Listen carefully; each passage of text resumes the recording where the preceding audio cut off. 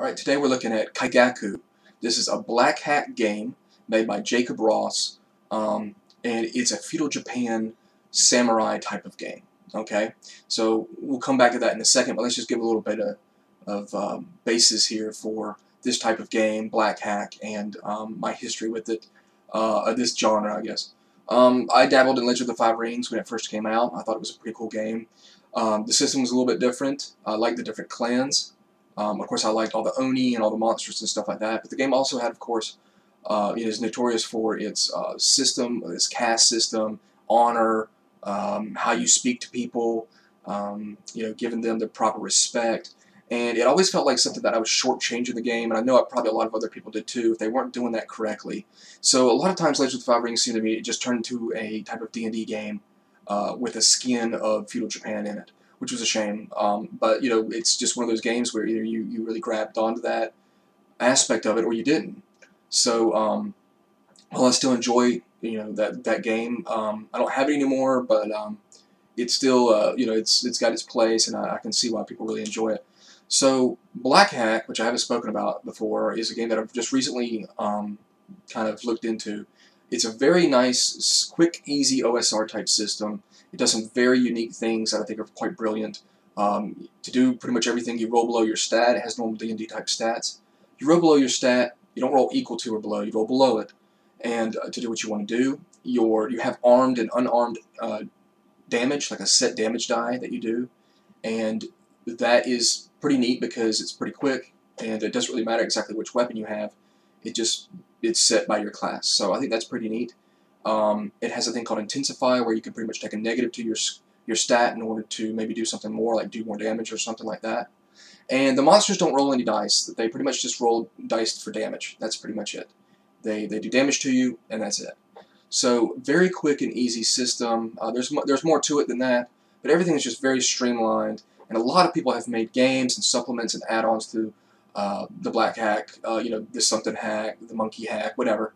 And this is a game that uses the Black Hack system, Kaigaku, and it pretty much tries to emulate that Legend of the Five Rings style of game. Now, that being said, it does have a lot of, this is by Jacob Ross. He actually worked on some Legend of the Five Rings supplements and books. He obviously knows his stuff, and it does exactly what he sets out to do it. It's about, let me see here, it's about roughly 72 pages for the PDF. Now, there's a free PDF that has none of the background art in it, any art at all, or kind of like the each page art that the premium version has. So it's very kind of black and white, easy and quick to read, and that's free online. And then you can get the premium edition that has the art. It's got, each page kind of has like an art style to it, and for those that want to get a bigger, nicer looking color book. So this is one of the things I noticed when I read it, and this is of course the first time I've read a Black Hack supplement or add-on or game or something like that, is that it's very quick to get into what you need. It has the core games concepts such as advantage and disadvantage, which is used in D&D 5th edition. So Black Hack uses that as well. The Intensify system that if you've played Black Hack, and then it has its own sort of rules with honor and dishonor. You get to choose whether or not your character is going to be honorable or dishonorable, and that has its own rules based on the fact of if an honorable character does something dishonorable, or a dishonorable character, they can pretty much don't care about when they do something dishonorable. So it's kind of like a balancing act of how your character is going to be and how they're going to kind of act, and you have to choose that for your character. There is some meteor stones that are highly coveted in this setting that people kind of place into their body. Now, with this video, and of course if you look into this game, like a lot of Japanese type games, you're going to have to try to use a lot of these Japanese words. You may not know how they're spelled. You have to go on the internet, maybe learn how to say some of these things. So I'll probably butcher it, but that's just how it's going to go. So there's these stones are called kaiseki, and they're made from meteors, and they're highly coveted, kind of like a currency, mysticism, magic type stuff. So it's not exactly straight feudal Japan. It has touches of a little bit of the fantastic, but that's something new to it. Everything else is pretty standard with Black Hack, and then it has rules for mass combat, and it has cool rules for dueling, which I thought was very cool. I'm a big fan of the Lone Wolf and Cub comic book and movies, so this would be something that I would go straight to if I want to try to maybe emulate that, as it has these dueling rules as well as the honorable and dishonorable stuff, which obviously plays a part into that type of setting. But rules for dueling involves intensifying, using intelligence and wisdom, and deciding on how you're going to attack, using those. And I found that to be very, very cool. Everything about Black Hack is very easy. Like leveling up, healing, all that stuff is just made very, very easy. There's a section on random enemies if you want to create just kind of like random thugs and guys to beat up, urban enemies if you wish. And then you have court enemies. So a lot of this game, obviously, if you would like, I mean, of course you could just throw all that stuff out, and you could do just a skin of D&D and stuff like that. If you want to involve the court, I've got here it says, what is their intent? What type of asset do they have? Do they have wealth, secrets, underworld contacts? What is their desire? Relationship, business, alliance. So you're kind of creating that type of courtship type, contact. And of course, with the urban enemy, you might have certain appearance traits, what type of weapon they have, and maybe they have a special ability or something like that. Obviously, normal animals, and then they have something here called star-charged creatures. He has, and they're called. I'm not going to even try to say it.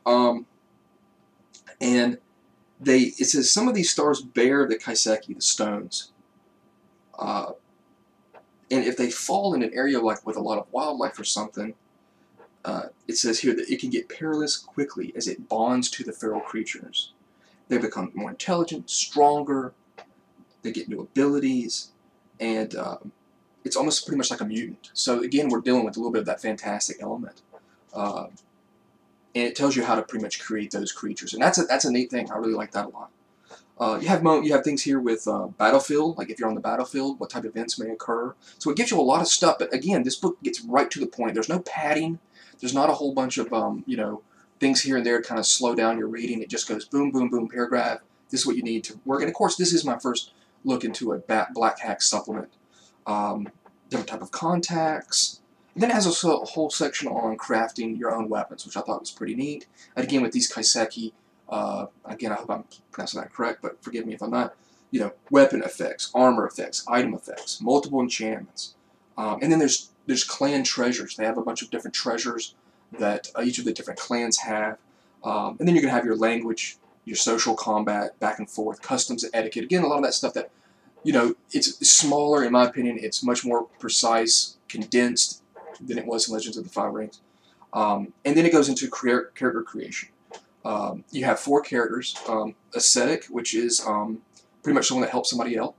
You have the Bushi, which are going to be your warriors and servants. You got Ninja, which we all know what those are. And then the Courtier, which is going to be more of the politician, the political type of person. So if we look right here at the Bushi, you're going to have your starting hit points, how many hit points they get per level. And again, this is all based on Black Hack. What damage they do, either armed or unarmed. And then, of course, there's special features and how they level up, because leveling up is pretty neat and easy and quick in Black Hack. And then there's starting gear, so it's going to get you going pretty fast. Different types of items and maybe what they are.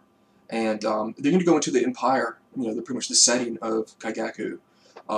With the caste system, its organization, over and over again, obviously the history of the timeline. So it's going to give you all that stuff. Go into the kaiseki meteor stones, and then you're going to go into each of the different types of clans. So you get to choose a clan, and with each of these clans, they have pretty much different type of schools.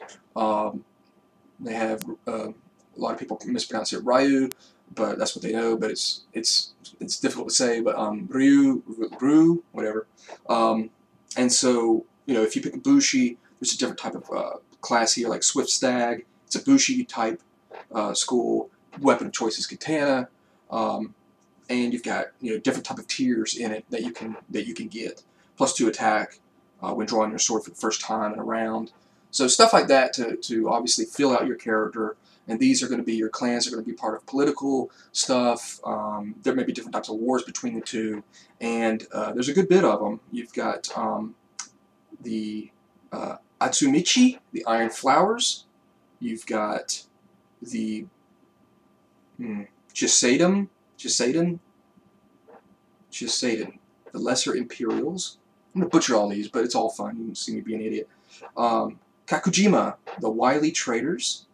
And then you have Kondo, the forest wardens. And Morimoto, the snakes. The Shirai, keepers of wisdom. And again, all these have different types of schools for each of the different type of classes. Ascetic here, the Heavenly Fist is what this is called. And like their first tier is select one elemental strike from the list. There's a list below of elemental strikes. You can each of these effects a number of times per day equal to your tier rank. Cool. And then you have Toguchi, the Hidden Blade, and Watanabe, Vigilant Sentries. And then you have some other factions and stuff like that.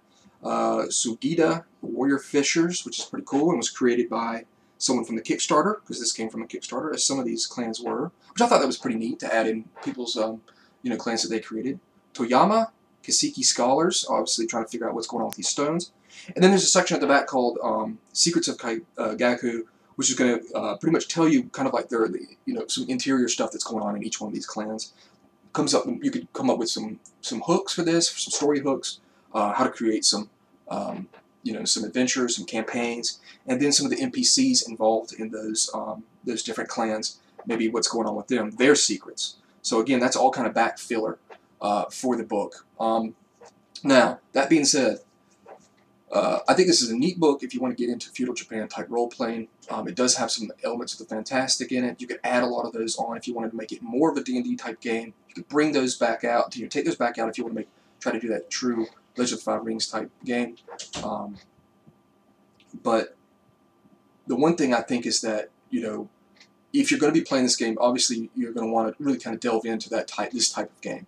I don't think unless you're at a con or something, you're playing this. If you're going to be a player, hopefully you'll really delve into this type of gameplay and this type of world. He's got other stuff coming out. He just had a Kickstarter for an adventure that just was successful. A couple of free downloads online, as well as like a city, like a small village that has kind of like animal people in it. So again, he's obviously touching into that fantastic area and that fantasy type setting as well. Overall, I think it's very neat. Again, like I said, I've enjoyed Legend of the Five Rings in the past, and this allows you to do it with an easy, quick system. Very easy and cheap to get into since there's that free version. Things that I would have liked to have seen more. Of course, I'd like to see more art. Obviously, more art's always great. And that's something obviously for Kickstarters and stuff. More money, the more art, yada yada. We know how that all goes. Maybe next books and have it like that. But always more art. But that's just me. I'm kind of a stickler for art. There's a map in the back, a character sheet, obviously to get you going. But this I think is a neat thing, especially if you want to play Black Hat. It's got some extra rules in there to kind of flesh out this setting and this type of genre. But yeah, it's if it's a game that if you want to try to do Legend of the Five Rings, this is it. And I think obviously Jacob brings his history or Legend of the Five Rings to it, and it's obviously you can really see it. You can see that he knows what he's talking about, and I think he's done a good job at recreating that experience in the Black Hack way. So there it is, Kaigaku. If you're interested in feudal Japan, want to be a samurai, you like maybe Japanese samurai movies such as I do, you want to recreate those, and you can have a lot of political stuff, you can have a lot of combat, you can have fantastic creatures and stuff. Just take them from Black Hack and other games. That's what's so great about Black Hack, is much like a lot of stuff from the OSR, you can just mix and match it, make the type of setting that you want. But I do believe that the setting he has here has got some longevity for the stuff that he's creating, and we'll see what comes from it, what he's able to do more, especially with this Kickstarter that just finished.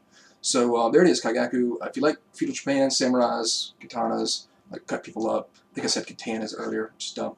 But there it is. So, yep, Kaigaku, go check it out.